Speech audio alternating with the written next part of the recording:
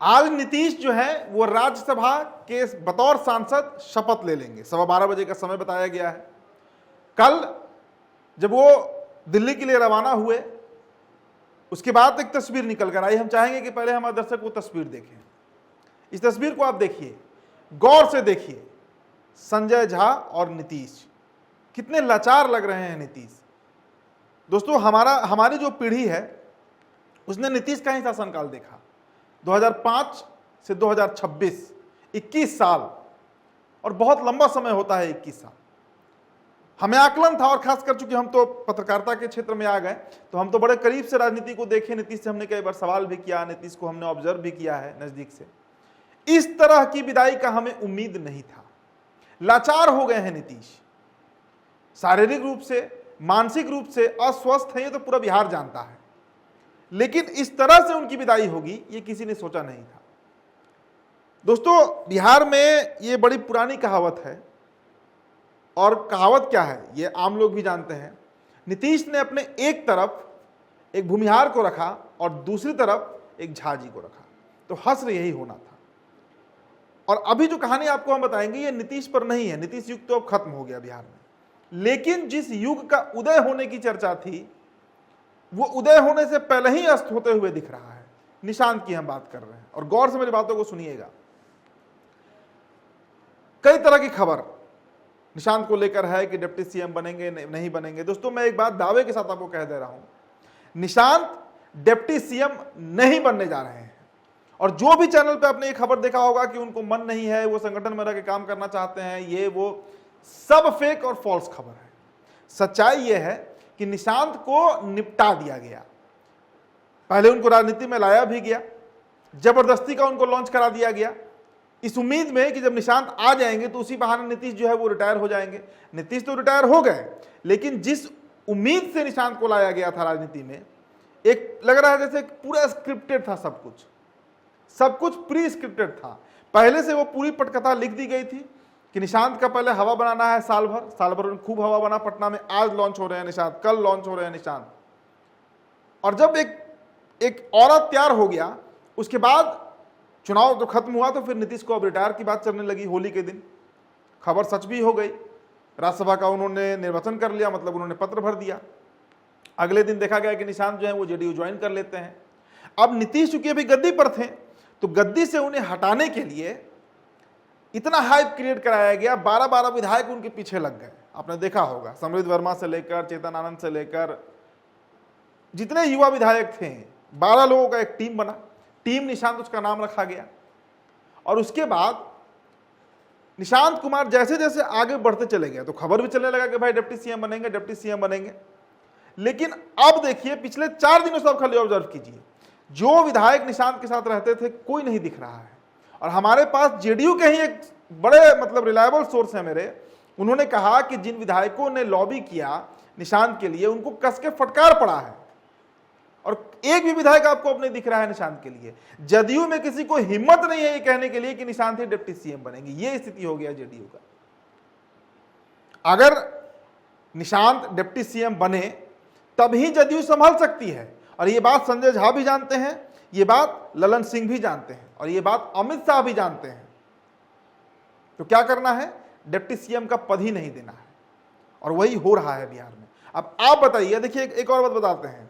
एक चौधरी जी हैं जो डिप्टी सीएम बनने जा रहे हैं, विजय चौधरी। उनके घर का डेंटिंग पेंटिंग भी शुरू हो गया है। अगर आपको विश्वास नहीं है तो अपने सोर्सेस से पता कर लीजिए। मुझे पक्की खबर है कि डिप्टी सीएम बनने जा रहे हैं विजय चौधरी, वो भी भूमिहार है। तो निशांत कहां के रहे? एक तो उन्हें राजनीति में आने की इच्छा नहीं था, जबरदस्ती का एक हाइप क्रिएट करा के उन्हें राजनीति में ला दिया गया। नीतीश पर परिवारवाद का ठप्पा भी लग गया, और अब जब राजनीति में आए तो उदय होने के पहले ही उन्हें अस्त कर दिया गया।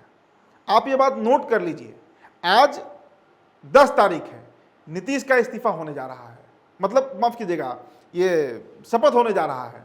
इस्तीफा तो उनका 13 तारीख को होगा, और निशांत 14 तारीख को अंबेडकर जयंती के दिन जो पटना में शपथ ग्रहण समारोह होने वाला है उसमें शामिल नहीं होने जा रहे हैं, क्योंकि वो कुछ बनेंगे ही नहीं। अब आप बताइए दोस्तों कि अगर निशांत नहीं कुछ बनते हैं तो फिर संगठन में उनका क्या वैल्यू रह जाएगा, उनकी क्या उपयोगिता रह जाएगी, और कितना वो पार्टी को चला पाएंगे और बचा पाएंगे।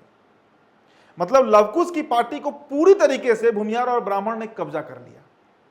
और अब ये बात कहने में मुझे कोई अतिशयोक्ति नहीं है, मैं कोई जल्दबाजी में ये बात नहीं कह रहा हूं। आप बीते 1 से 1.5 साल का घटनाक्रम देखिए, जिस तरह पार्टी पर हावी होते चले गए संजय झा। और संजय झा एकदम आप मान कर चलिए, मैं इस बात को कह रहा हूं विथ फुल रिस्पॉन्सिबिलिटी कि संजय झा जो है वो इस वक्त वही जुबान बोल रहे हैं जो अमित शाह उनसे बुलवाते हैं।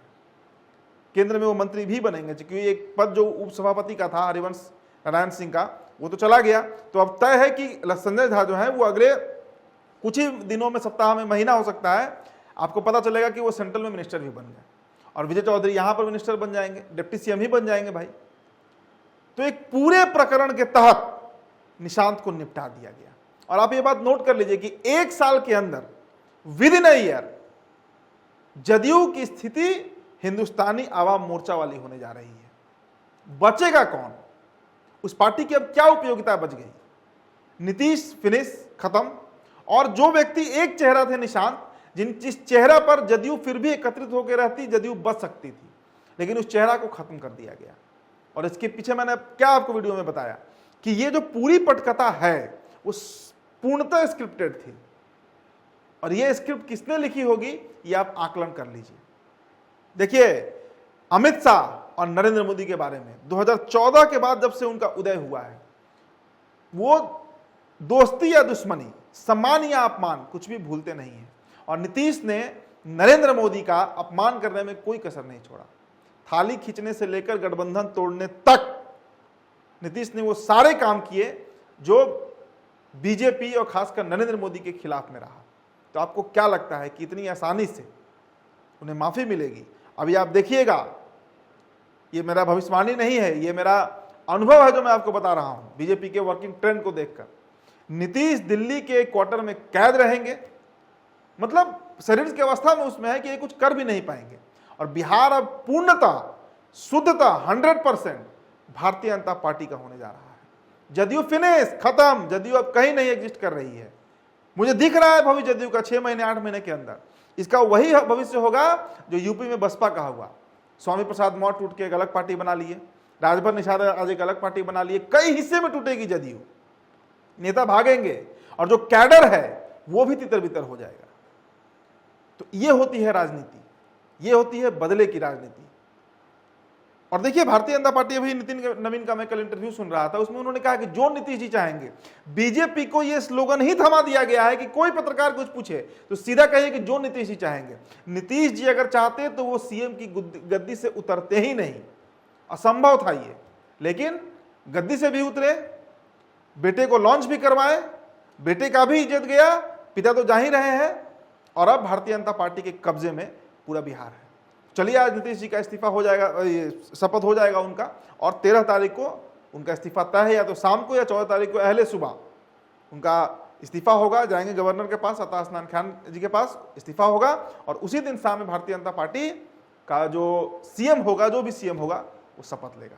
फिलहाल दोस्तों, इस रिपोर्ट में इतना ही। मेरा नाम उदित तारण है। न्यूज़ 11 भारत बिहार के डिजिटल प्लेटफॉर्म पे वीडियो आप देख रहे थे, बहुत बहुत शुक्रिया।